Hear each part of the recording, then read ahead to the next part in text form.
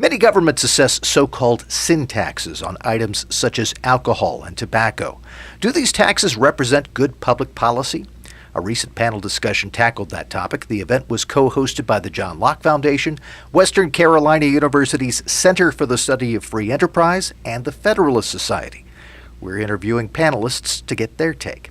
In this segment, we welcome Dr. Adam Hoffer. He is associate professor at the University of Wisconsin at Lacrosse and co-editor of a book on this topic titled For Your Own Good: Taxes, Paternalism, and Fiscal Discrimination in the 21st Century. Welcome to the program. Hi, thanks for having me on. So first of all, sin taxes, or these specialized taxes targeting specific groups, are they good public policy?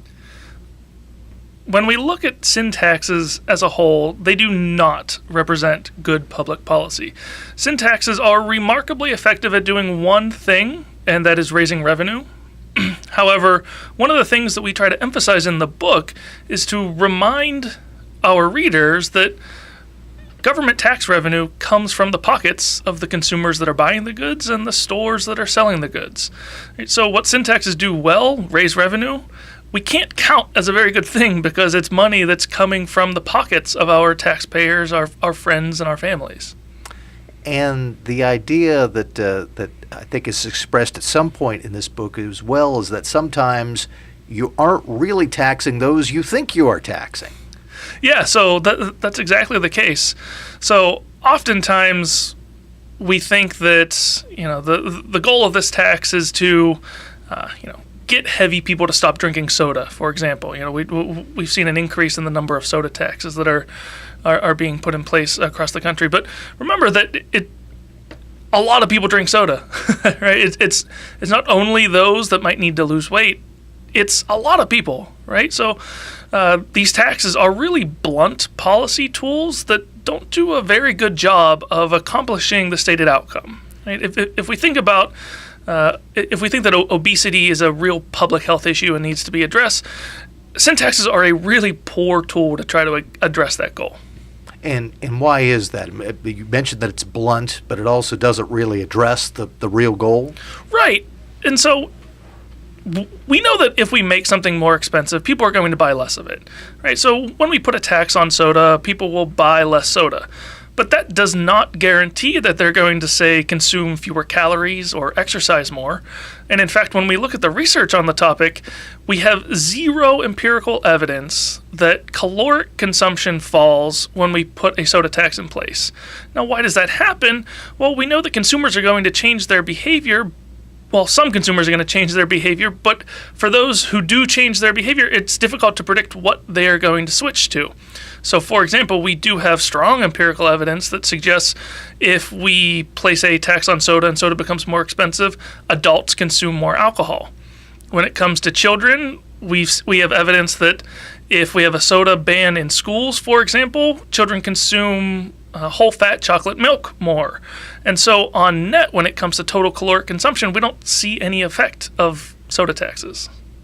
We are chatting with Dr. Adam Hoffer. He is associate professor at the University of Wisconsin at Lacrosse, also co-editor of this book titled For Your Own Good: Taxes, Paternalism, and Fiscal Discrimination in the 21st Century. One of the issues involved with these sin taxes seems to be tied into this whole idea of behavioral economics. Before we get to the links, just give us a quick reminder what behavioral economics is. Sure. So behavioral economics became sort of a national spotlight when an economist by the name of Dick Thaler won the Nobel Prize in economics for his work in behavioral economics last year.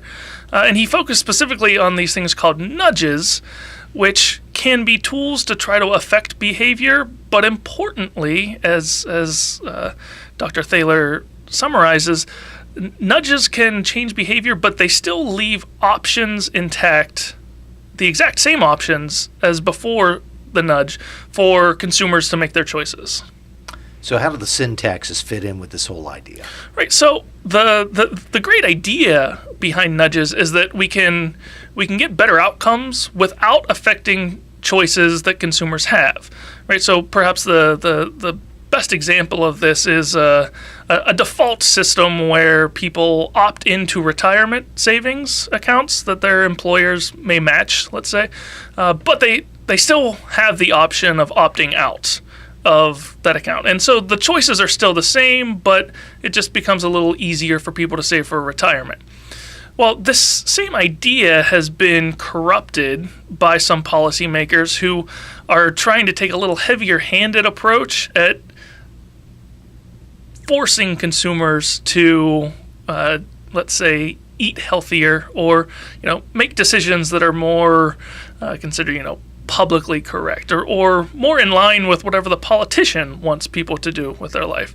So they often put in these sin taxes and call them nudges, right? Because they can say, look, we're just trying to nudge people, say, to consume less soda or less fatty foods or smoke less or drink less, right? So look, an economist just won the Nobel Prize, and economists think this is a great thing, that these nudges.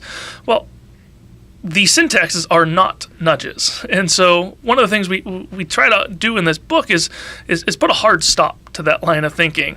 These are not nudges, because when you put a tax on something, you make it more expensive. And so by default, consumers are no longer able to consume the same amount that they were before, because we all only have so much money to spend. So the idea that a sin tax could be a nudge, you're saying, no, don't think of these as the same thing. Please don't think of these taxes as nudges. And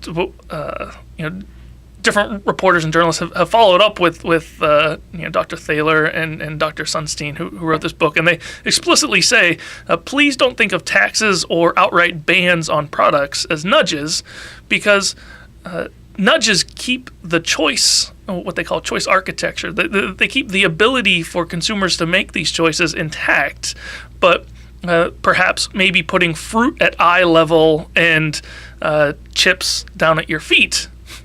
You can still buy the chips if you want them, but you just got to bend down to get them, right? And so that's a lot different than, say, banning potato chips altogether. In the brief amount of time that we have left, why should a typical North Carolina radio listener who's listening to us, why should they care about these issues? Well, I think there are a lot of reasons why a typical listener or a reader should care about these issues. I'll stick to one point here, and I'll say that it becomes a very slippery slope. And so in my life, when I started researching this, the focus was on cigarette taxes, and then a little more emphasis on alcohol. And now, all of a sudden, we're going down this slippery slope of soda taxes, bacon bans. I don't know what's going to be next, but I'm worried that at some point, it's going to be something that I really do want to consume, and I don't want to have a government bureaucrat telling me that I'm not allowed to because they don't think it's healthy enough for me.